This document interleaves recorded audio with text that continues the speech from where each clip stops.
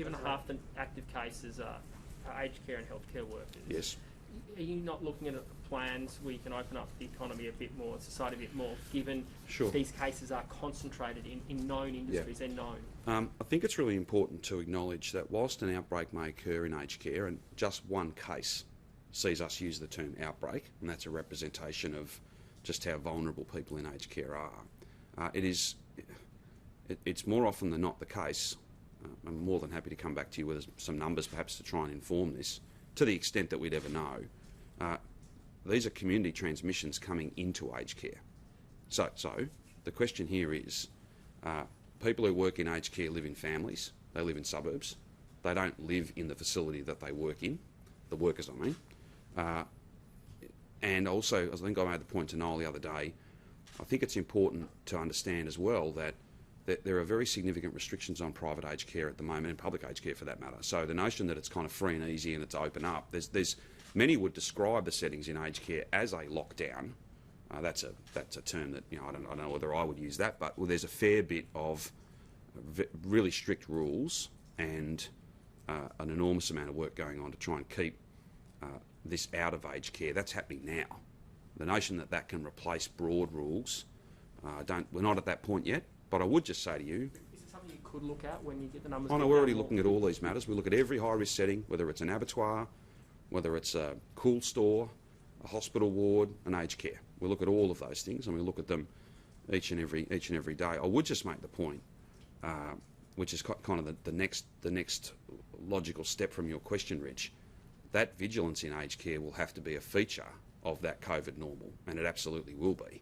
Because until a vaccine comes, there'll always be the underlying vulnerability that if it got into an aged care facility, then we all know what happens then. Couldn't you just put, I guess, for example, stronger rules around aged care workers, trying to help them do their shopping, for example, so they're not at risk of spreading to the community? We're constantly evaluating all of those matters. With the track and trace system, is that fit for purpose now to be opening up? We hear anecdotal evidence of longish days for positive tests being tracked.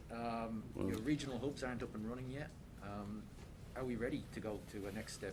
Well, no. You're free to put your questions in any context you like, but I think we can be a little more positive than that. Our regional public health teams are up and running and have done an amazing job in the Latrobe Valley, Colac. Some of the work that's going on in Casey is essentially a suburban public health team, so Monash Health is taking a lot of the lead there, working with all the partners. We will have those suburban local teams set up in good time. That's got to be done properly. That really does come into its own when you're down to very small numbers and you are open. That even more rapid in the response. The issue here is that I'm not sure about what anecdotes you've heard. I know there's one case, apparently we're following it up. There's a GP has raised a concern. We're following that up with the GP. The department is dealing with them directly, as they should. This is a notifiable disease, and I'm sure they'll get to the bottom of that. That related to one particular patient. All I can do is point you to the national dashboard, where we are well into the 90% interview within 24 hours, and we are just shy of 100%, so it's 99 point something, in relation to close contacts being contacted within 48 hours. We won't be satisfied with that. If we can make 99%, 100%, we absolutely will. And there's a whole range of different things we're doing, everything from new data platforms, some of that localised focus, so all the high-tech and low-tech to try and make sure that we've got the quickest and the most effective response possible. When do you think the suburban hubs will be up and running and making? I'm not sure. Let me come back to you. I don't think it's too far off.